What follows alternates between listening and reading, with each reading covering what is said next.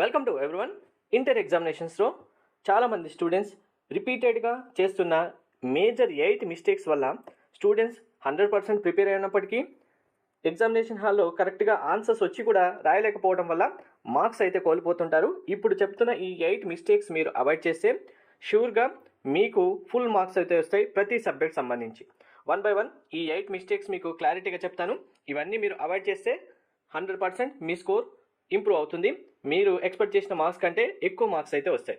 So అవేంటి అనేది 1 by 1 చూద్దాం. వీడియో స్కిప్ చేయకుండా ఎండ్ వరకు చూడండి. ప్రతి ఒక్క పాయింట్ చాలా ఇంపార్టెంట్. వీడియో లైక్ చేసి తప్పకుండా షేర్ చేయండి. కంప్లీట్ గైడెన్స్ కోసం ఛానల్ సబ్స్క్రైబ్ చేసుకొని బెల్ బటన్ అయితే ప్రెస్ చేయండి. First one, time. మీరు ఎగ్జామినేషన్ హాల్కి కంపల్సరీగా 30 minutes బిఫోరే వెళ్ళండి. మీరు 30 minutes మినిమం బిఫోర్ వెళ్తేనే మీరు మైండ్ రిలాక్స్డ్గా ఉంటుంది. ఎగ్జామ్ సెంటర్లో మీ యొక్క ఎగ్జామినేషన్ హాల్ ఏంటి, మీ యొక్క రూమ్ నెంబర్ ఏంటి చూసుకొని వెళ్ళి రిలాక్స్గా కూర్చోడానికి, సిట్టింగ్ పొజిషన్కి వెళ్ళడానికి మీకు టైం పడుతుంది. కాబట్టి సో రిలాక్స్డ్గా ఎగ్జామినేషన్ హాల్లో కూర్చుంటేనే మీ మైండ్ ఫ్రెష్గా ఉంటుంది. అప్పుడే మీరు కరెక్ట్గా రివిజన్ కూడా చేసుకోవచ్చు. క్వశ్చన్స్ చూడగానే ఆన్సర్స్ కూడా వస్తాయి. లేదు లేట్గా వెళ్ళారనుకోండి, అక్కడే మీకు సగం టెన్షన్ వచ్చేస్తుంది. మీరు రాయాల్సిన ఆన్సర్స్ ఎగ్జామ్ హాల్లో కూర్చోవడానికంటే ముందే మైండ్లో నుంచి అన్నీ అవుట్ అయిపోతాయి. సో ఫస్ట్ ఇది అయితే అవాయిడ్ చేయండి. సెకండ్ వన్, క్వశ్చన్ పేపర్ ఇస్తారు. క్వశ్చన్ పేపర్ ఇచ్చిన వెంటనే అందరు స్టూడెంట్స్ చేసేది మ్యాక్సిమం ఇదే చేస్తారు. First question, second question, third, fourth, fifth, sixth question చూసుకుంటూ కొంతమంది స్టూడెంట్స్ అన్ని క్వశ్చన్స్ 1 by 1 ఏ క్వశ్చన్ వచ్చిందని చూసుకుంటుంది. కొంతమంది స్టూడెంట్స్ ఫస్ట్ క్వశ్చన్ వచ్చు, థర్డ్ వచ్చు, ఫోర్త్ వచ్చు, సిక్స్త్ వచ్చు, ఇలా రౌండప్ చేసుకొని వెళ్ళిపోతారు ఆన్సర్స్ రాయకముందే. సో ఇది మేజర్ మిస్టేక్. అలా చేయకండి. క్వశ్చన్ పేపర్ ఇచ్చిన వెంటనే మీకు ఫస్ట్ క్వశ్చన్ చూశారు, రాలేదు, పక్కన పెట్టండి. సెకండ్ క్వశ్చన్ వచ్చు, డైరెక్ట్ సెకండ్ క్వశ్చన్ పేపర్లో నెంబర్ వేసేసి సెకండ్ ఆన్సర్ అని వేసేసి ఫస్ట్ రాయండి. మీకు రాస్తే ఏమవుతుందంటే ఫస్ట్ టైం సేవ్ అవ్వడంతో పాటు మీకు కాన్ఫిడెన్స్ కూడా పెరుగుతుంది. ఆటోమేటిక్గా ఒక ఆన్సర్ మీరు పర్ఫెక్ట్గా ఫస్టే రాశారనుకోండి, కాన్ఫిడెన్స్ పెరుగుతుంది. ఇప్పుడు ఇలా నెంబర్స్ చూసుకుంటూ వెళ్ళి ఫస్ట్ క్వశ్చన్ వచ్చు, సెకండ్ రాదు, థర్డ్ వచ్చు, ఫోర్త్ వచ్చు, ఫిఫ్త్ రాదు, అరే నాకు 2 questions రావే, ఈ ఆన్సర్స్ రాకపోతే నాకు మార్క్స్ వస్తాయా లేవా. ఇప్పుడు 2 questions రావు అన్నది మీకు మైండ్లో ఫిక్స్ అయిపోయి వచ్చిన ఆన్సర్స్ కూడా మీరు కరెక్ట్గా ప్రజెంట్ చేయలేకపోతారు ఆన్సర్ షీట్లో. దానివల్ల మీకు వచ్చే మార్క్స్ కూడా లాస్ అవుతారు. సో ఇది ఫస్ట్ అందరూ అవాయిడ్ చేయండి. మీరు ఒక క్వశ్చన్ కనుక ఆన్సర్ రాసేస్తే ఆటోమేటిక్గా మీకు కాన్ఫిడెన్స్ బిల్డ్ అవుతుంది. మీరు పర్ఫెక్ట్గా ఎగ్జామ్ అయితే రాయగలుగుతారు. అప్పుడు మీకు ఆన్సర్స్ వచ్చేస్తాయి. మేజర్గా ఇంకొకటి, ఇందులోనే క్వశ్చన్ పేపర్ సంబంధించి ప్రతి ఒక్కరు ఏ సబ్జెక్ట్ సంబంధించినా సరే వెరీ షార్ట్ ఆన్సర్స్ క్వశ్చన్స్ ఉంటాయి కదా, ఫస్ట్ వీటి నుంచి స్టార్ట్ చేయండి. ఎందుకంటే very short answers number 1, number 2, number 3, number 4 ఇలా సీరియల్గా నెంబర్స్ వేసుకొని వెళ్ళండి. ఎన్ని క్వశ్చన్స్ ఉంటాయి అన్ని క్వశ్చన్స్. ఇది క్వశ్చన్కి 1 or 2 lines కంటే ఎక్కువ పట్టదు. కొన్ని సబ్జెక్ట్లో 3 lines కూడా పడుతుంది. సో ఆ లైన్స్ బేస్ చేసుకొని లైన్స్ గ్యాప్ ఇచ్చేసి వరుసగా నెంబర్స్ వేసుకొని వెళ్ళండి. దీని యొక్క ఆన్సర్ రాయండి, దీని ఆన్సర్ రాయండి, థర్డ్ రాదు వదిలేయండి, ఫోర్త్ ఆన్సర్ రాయండి, ఫిఫ్త్ ఆన్సర్ రాయండి, సిక్స్త్ రాదు వదిలేయండి. సో ఇప్పుడు ఇవి నీట్గా first very short answers questions మీరు ఆన్సర్స్ రాశారంటే మీకు ఇక్కడే బెస్ట్ ఇంప్రెషన్ అయితే వచ్చేస్తుంది. ఇన్విజిలేషన్ చేసిన తర్వాత మీకు ఎవరైతే పేపర్ కరెక్షన్ చేస్తారో లెక్చరర్స్ వాళ్ళకు బెస్ట్ ఇంప్రెషన్ వచ్చేస్తుంది. ఆటోమేటిక్గా మీకు మార్క్స్ పడిపోతుంటాయి. సో ఫస్ట్ స్టార్టింగ్లోనే మీరు కరెక్ట్ ఆన్సర్స్ రాశారు, నీట్గా రాశారు అనుకున్న స్టూడెంట్స్కి స్టార్టింగ్లో ఆన్సర్స్ షార్ట్ ఆన్సర్స్ అన్ని రాశారంటే ఓకే, స్టూడెంట్ ప్రిపేర్ అయ్యాడు, పర్ఫెక్ట్గా రాస్తున్నాడు, అన్ని మార్క్స్ వచ్చేస్తాయనే ఉద్దేశంతో పేపర్ కరెక్షన్ కూడా మీకు బెస్ట్ ఇంప్రెషన్తోనే చేయడం జరుగుతుంది. ఆటోమేటిక్గా మార్క్స్ వచ్చేస్తాయి. మరి ఇక్కడ రాని క్వశ్చన్స్ ఉన్నాయి కదా, మరి వదిలేసిన క్వశ్చన్స్ వల్ల ప్రాబ్లం అవుతుందంటే ఏ ప్రాబ్లం అవ్వదు. ఈ రాని క్వశ్చన్స్ కూడా మీరు ఏం చేయాలనేది ఎండింగ్లో చెప్తాను, వినండి. ఫస్ట్ ఇలా అయితే రాయండి. Next one important, neat handwriting అయితే కంపల్సరీగా ఉండాలి. నీట్ హ్యాండ్ రైటింగ్ అంటే వజ్రాలు ముత్యాలలాగా హ్యాండ్ రైటింగ్ ఉంటేనే మార్క్స్ వస్తాయని కాదు. నీట్గా లైన్ బై లైన్ మీరు ఆన్సర్ రాస్తే సరిపోతుంది. చూడడానికి ప్రజెంటేషన్ నీట్గా ఉంటే సరిపోతుంది. అంతేగాని నాకు పర్ఫెక్ట్గా అక్షరానికి అక్షరం వస్తేనే ఆన్సర్కి ఫుల్ మార్క్స్ వేస్తారంటే ఇలా అక్షరానికి అక్షరం రాసుకుంటూ వెళ్తేనే మీకు ఉన్న టైం అంతా అయిపోతుంది, అనవసరంగా లాస్ అవుతారు. నీట్గా ఉంటే సరిపోతుంది. అది కూడా ఇప్పుడు ఆన్సర్ రాశారు, మీరు ఇంటర్ ఎగ్జామ్స్ అని రాశాం, ఇక్కడ ఇంటర్ ఎగ్జామ్స్, ఇప్పుడు ఈ మిస్టేక్ అయింది. ఎగ్జామ్స్ అనేది స్పెల్లింగ్ మిస్టేకో లేకుంటే వర్డ్ మిస్టేకో ఈ సెంటెన్స్ మిస్టేక్ అయింది. జస్ట్ సింపుల్గా ఒక స్ట్రైక్ ఇవ్వండి అంతే. దీన్ని ఒక స్ట్రైక్ ఇచ్చి దీని తర్వాత నుంచి ఆన్సర్ కంటిన్యూ చేయండి ఏదైతే ఉంటుందో అది. అంతేకాని దీన్ని ఇలా క్లమ్జీగా చేసేసి, లేదంటే కొందరు ఇలా ఇంటూ మార్క్స్ ఇచ్చేస్తారు, లేదంటే కొందరు ఇంకా దీనికి బాక్సెస్ పెట్టేసి ఇది రాంగ్ అని రాస్తుంటారు. ఇలా ఏం చేయకండి. ఏదైతే మిస్టేక్ అయిందో సింగిల్ స్ట్రైకిల్ ఇచ్చేసి దాని పక్క నుంచి ఆన్సర్ రాసుకుంటూ వెళ్ళండి. మీకు అందులో ఫుల్ మార్క్స్ వచ్చేస్తాయి మళ్ళీ. సో ఇలా స్ట్రైక్స్ విషయంలో కూడా క్లారిటీగా మీరు సింగిల్ స్ట్రైక్ ఇస్తే చూసే వాళ్ళకు కూడా వాళ్ళకు బెస్ట్ ఇంప్రెషన్ అయితే ఉంటుంది. ఇక్కడ క్లమ్జీగా చూసిన దానికి సింగిల్ లైన్ స్ట్రైక్ దానికి ఇక్కడే మీకు డిఫరెన్స్ అర్థమైంది కదా. ఈ మిస్టేక్ కూడా ప్రతి ఒక్కరు అవాయిడ్ చేయండి. నెక్స్ట్ మీకు ఫస్ట్ ఏం చేస్తారంటే, ఇప్పుడు వెరీ షార్ట్ ఆన్సర్స్ నుంచి స్టార్ట్ చేయమని చెప్పాను కదా, వెరీ షార్ట్ ఆన్సర్స్ నుంచి స్టార్ట్ చేశారు. సో ఇందులో కూడా మీరు ఏం చేస్తారంటే ఫస్ట్ మీకు వచ్చిన ఆన్సర్స్ ఏవైతే ఉంటాయో, మీకు ఆన్సర్స్ ఏవైతే వచ్చు క్వశ్చన్స్ కనుక్కున్నామో, ఇప్పుడు నెంబర్స్ వేసి వరుసగా చేయమని చెప్పాను కదా, 1 వచ్చు రాయండి, 2 వచ్చు రాయండి, 3 వదిలేయండి, 4 వచ్చు రాయండి.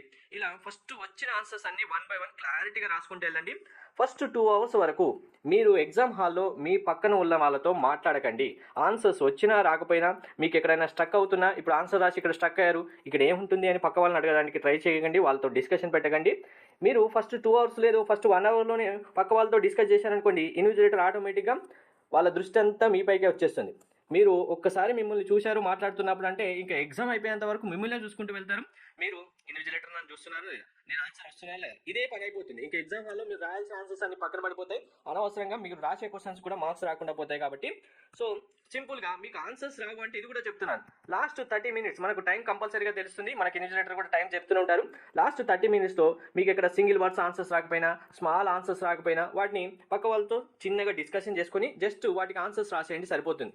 ఫస్ట్ బిగినింగ్లో మాత్రం ఎటువంటి పరిస్థితుల్లో కూడా మాట్లాడకండి, ఎవరితోని డిస్కస్ చేయకండి. తర్వాత very very important 6th point, ఇది మాత్రం ఎవరు మర్చిపోకండి, దీన్ని మాత్రం కంపల్సరీగా ఫాలో అవ్వాల్సిందే ప్రతి ఒక్కరు. సో ఫస్ట్ మీరు వచ్చిన ఆన్సర్స్ అయితే రాస్తారు. మీకు ఇప్పుడు అవుట్ ఆఫ్ 10 క్వశ్చన్స్ ఉన్నాయి కంప్లీట్గా, వెరీ షార్ట్ అన్ని కలుపుకొని. ఎగ్జాంపుల్గా మీకు ఒక 6 or 7 క్వశ్చన్స్కి ఆన్సర్ వచ్చు, రాశారు. మరి ఇక్కడ 6 రాస్తే ఇంకా మిగిలిన 4 కూడా రాయాలి కదా, రావు మీకు ఆన్సర్స్, మీరు పక్క వాళ్ళని అడగడానికి కూడా వీల్లేదు, మీకు మాత్రమే వచ్చు. ఏం చేస్తారంటే ఇప్పుడు సపోజ్ ఇక్కడ మీకు 3rd క్వశ్చన్ రాదు, 5th రాదు, 8th రాదు, 9th రాదు అనుకుందాం. ఎగ్జాంపుల్ ఏం చేస్తారంటే 3rd ఆన్సర్ పెట్టేయండి. మీకు ఆ క్వశ్చన్కు సంబంధించి రిలవెంట్గా ఆ క్వశ్చన్లో సంబంధించి ఫార్ములా ఉంటే ఫార్ములా, డెఫినేషన్ ఉంటే డెఫినేషన్, టేబుల్ ఫామ్ ఉంటే టేబుల్ ఫామ్, డయాగ్రామ్ అయితే డయాగ్రామ్, లేదు దానికి సంబంధించి కాన్సెప్ట్ ఉంటే, హెడ్డింగ్స్ ఉంటే, ఏవైనా ఒకటి పర్ఫెక్ట్గా ఆ క్వశ్చన్కి సంబంధించిన ఏవైనా ఉంటే వాటిని ఫస్ట్ రాయండి. సో నెక్స్ట్ 5th క్వశ్చన్ చూశారు. 5th క్వశ్చన్లో కూడా మీకు రిలవెంట్ ఆ క్వశ్చన్కి సంబంధించిన ఆన్సర్ కూడా రావట్లేదు, పక్కన పెట్టండి. 8th క్వశ్చన్లో వస్తున్నాయి ఇలానే, డయాగ్రామ్ కానీ, టేబుల్ కానీ, డెఫినేషన్, ఫార్ములా ఏదో ఒకటి వచ్చింది రాసేయండి. 9th కూడా వచ్చింది రాసేయండి. లాస్ట్లో ఏం చేస్తారంటే ఇలా క్వశ్చన్కి సంబంధించిన ఆన్సర్ రాని క్వశ్చన్స్ ఏవైతే ఉంటాయో దాన్ని క్వశ్చన్ నెంబర్ వేసేసి దీనికి ఆ చాప్టర్లో రిలవెంట్గా ఉన్న ఆన్సర్స్ ఏవైతే ఉంటాయో దాన్ని రాయండి. రాయడం ద్వారా ఏమవుతుందంటే మీరు ఫస్ట్ బిగినింగ్లో నీట్గా ప్రజెంటేషన్ చేశారు, స్ట్రైక్స్ ఇవ్వలేదు, నీట్ హ్యాండ్ రైటింగ్ ఉంది, వచ్చిన ఆన్సర్స్ పర్ఫెక్ట్గా రాశారు. అప్పుడు ఏమవుతుందంటే ఆటోమేటిక్గా ఇవి షార్ట్ ఆన్సర్స్ కాకుండా మిగిలిన ఆన్సర్స్ సంబంధించి షార్ట్ ఆన్సర్స్తో గ్యాప్ ఇచ్చేసి ఫిల్ చేసేయండి అక్కడే, మిగిలిన వాటికి సంబంధించి ఇలా చేయకండి. మీకు తర్వాత వెరీ షార్ట్ ఆన్సర్స్ మాత్రం బిగినింగ్లో రాసి, షార్ట్ ఆన్సర్స్, లాంగ్ ఆన్సర్స్ మాత్రం ఇలా మీకు రానివి ఏవైతే ఉంటాయో వాటిని ఎండింగ్లో ఇలా కనుక మీరు రాస్తే ఆటోమేటిక్గా మీకు మార్క్స్ పడిపోతాయి. ఎందుకంటే స్టార్టింగ్ నుంచి very short answers full marks వచ్చాయి మీరు రాసిన కాడికి, తర్వాత షార్ట్ ఆన్సర్స్ మార్క్స్ వచ్చాయి, లాంగ్ ఆన్సర్స్ మార్క్స్ వచ్చాయి. ఆటోమేటిక్గా ఇక్కడ ఏమవుతుంది, ఓకే స్టూడెంట్స్ చదివారు, పర్ఫెక్ట్గానే చేస్తున్నారు, అన్ని ఆన్సర్స్ కరెక్ట్గా ఉన్నాయన్నప్పుడు ఇవి మీకు కొంచెం అటు ఇటుగా అయినప్పటికీ, లేదు వీటికి మార్క్స్ ఇంకా పడవన్న వాటికి కూడా 1 or 2 మార్క్స్ వేసుకుంటూ వెళ్తారు, ఆటోమేటిక్గా మీకు మార్క్స్ ఇంప్రూవ్ అవుతాయి. ఇది మాత్రం ఎవరు మిస్ చేయకండి. ఎగ్జామినేషన్ హాల్లో ప్రతి ఒక్క స్టూడెంట్ ఇదే చేస్తున్నారు, ప్రతి ఇయర్ కూడా వచ్చిన ఆన్సర్స్ రాసేసి మళ్ళీ మిగిలిన ఆన్సర్స్ అసలు నాకు సంబంధం లేదు, ఈ క్వశ్చన్ పేపర్ నాదే కాదు అన్నట్టు వదిలేసి వస్తారు. అలా చేయకండి. తర్వాత ఇంకా మీరు క్వశ్చన్ పేపర్లో ఆన్సర్ షీట్ సంబంధించిన డీటెయిల్స్ ఏవైతే ఉంటాయో అవి పర్ఫెక్ట్గా రాయండి. క్వశ్చన్ నెంబర్స్ కన్ఫర్మ్ అయ్యండి. క్వశ్చన్ నెంబర్ 1 ఆన్సర్ రాయండి, క్వశ్చన్ నెంబర్ 2 ఆన్సర్ పర్ఫెక్ట్గా ఇక్కడ మీరు ఏ క్వశ్చన్ అయితే రాస్తున్నారో దానికి మెన్షన్ చేయండి. కొందరు నెంబర్స్ ఇవ్వడం మర్చిపోయి డైరెక్ట్గా ఆన్సర్స్ 1 by 1 రాసుకుంటూ వెళ్తారు, అప్పుడు ఏ క్వశ్చన్కి ఏ ఆన్సర్ అని వాళ్ళు అనుకుంటారు. కాబట్టి ఇది మాత్రం మిస్ చేయకండి. సో లాస్ట్ పాయింట్, ఇంకా మీరు స్టూడెంట్స్ ఎవరైనా సరే కన్ఫామ్గా మీరు పెన్స్ అయితే మీ పెన్స్ 2 పెన్స్ కావాలంటే ఎక్స్ట్రా పెన్ క్యారీ చేసుకోండి కంపల్సరీగా.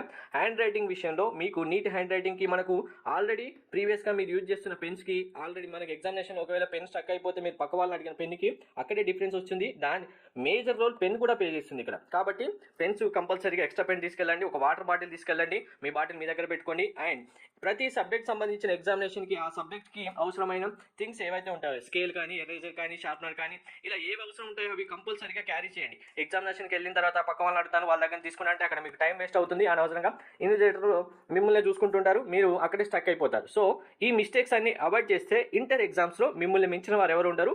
పర్ఫెక్ట్గా ఇలా అటెంప్ట్ చేయండి అందరూ. Thank you.